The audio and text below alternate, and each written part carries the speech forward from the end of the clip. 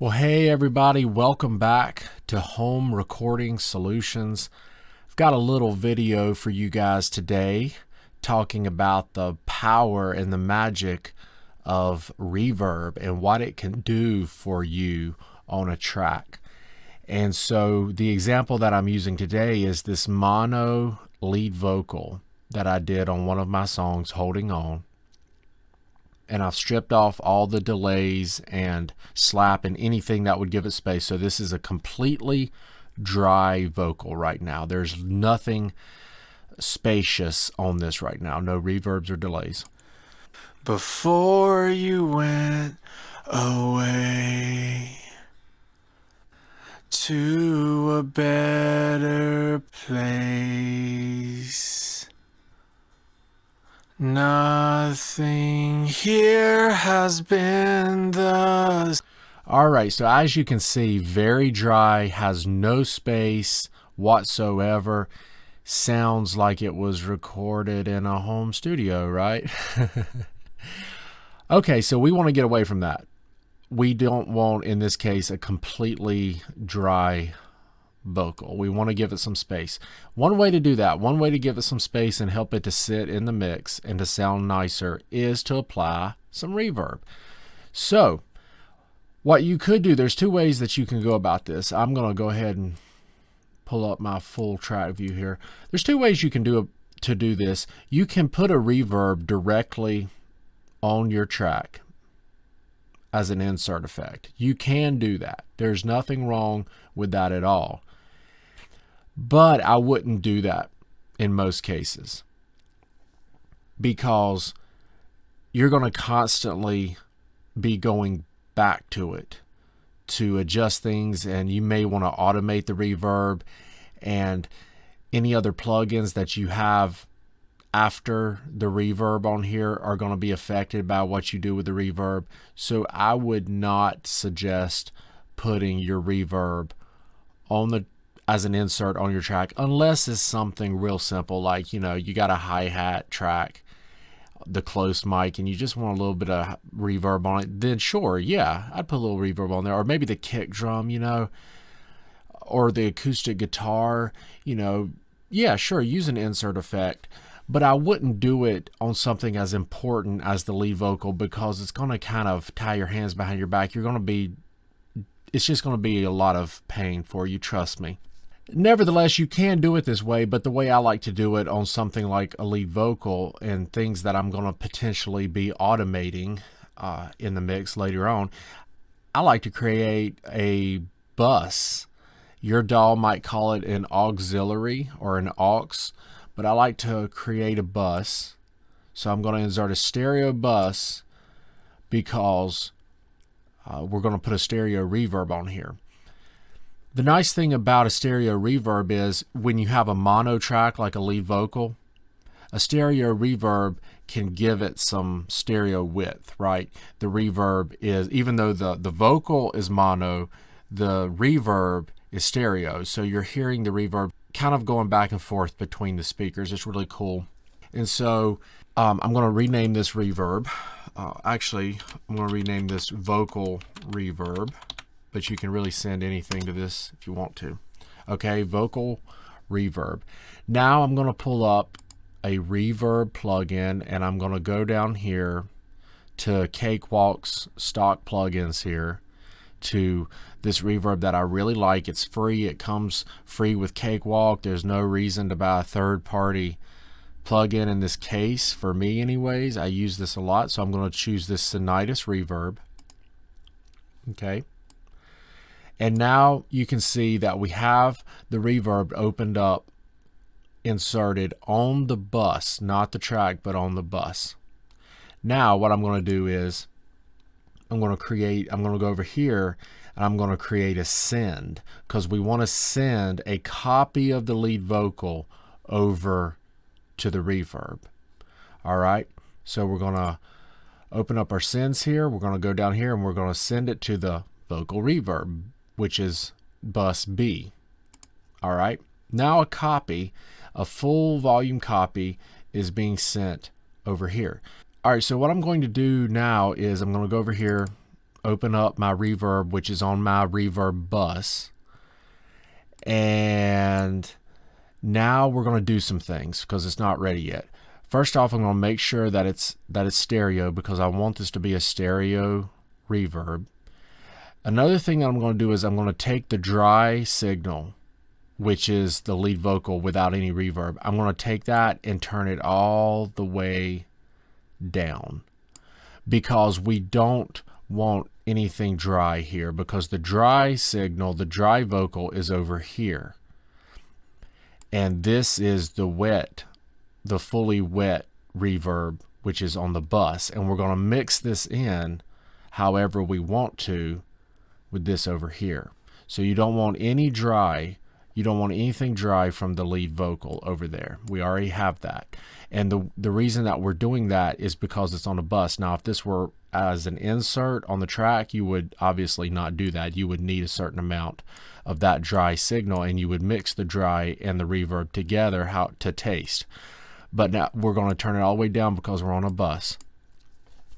Now I'm going to do some things. I'm going to leave the reverb set where it is right now. And before we start playing this, I'm going to EQ this. Now, if your equalizer plugin does not come with a built-in EQ, that's okay. You can just insert an EQ after the plugin, after the reverb, and control it that way. But I'm lucky with this one because this comes with this nice low cut and high cut EQ filters built into the plugin. I'm going to run the low end up to 200 because guess what? I don't want a lot of low end in my reverb because it's just going to muddy everything up. I'm going to lose clarity in the vocal and it's going to be a nightmare. And all that hard EQ work that I did on the vocal, it's going to mess it up because I've got too much low end in the reverb. So I don't want that. So I'm going to run that up to 200. And what's cool about this plugin is you can type it in if you want to be exact. Now the high cut is important too. A lot of people like to use the high cut filter because they don't want the really high frequencies reverberating. They're kind of distracting sometimes. So you can actually roll that down. This is a low pass filter. You can roll that down, and I'm going to leave it at 4K. I kind of like that. I'm going to use a little bit of pre-delay. Now, pre-delay, I'm going to use about 10 milliseconds in this case. Now, what pre-delay does is that it gives just a few milliseconds of the dry signal before the reverb actually kicks in. So if you're finding that the track, whatever it is that you're applying reverb to, if you find that it's washing it out too much, use a little bit of pre-delay because it'll let the dry signal cut through a few milliseconds before the reverb really starts to kick in.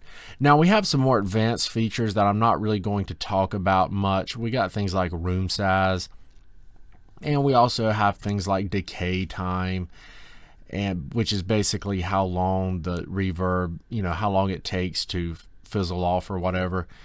And I'm not, you're not going to find this stuff on every plugin, and many of these things you can leave alone a lot of times, but some of these things, if you can play with them if you want to. But the most essential important things that I want to focus on right now is that I've got the dry signal all the way turned down, I've got my output to stereo, and I have my pre-delay here, and I've got my EQ adjusted.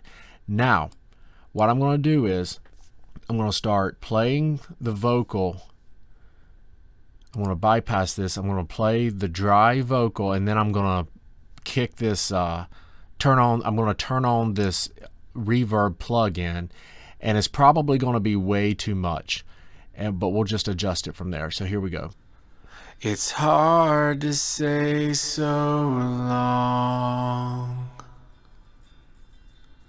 'cause you're not here anymore. Turning it off. I'm here Completely dry right now alone, because I've turned off the reverb.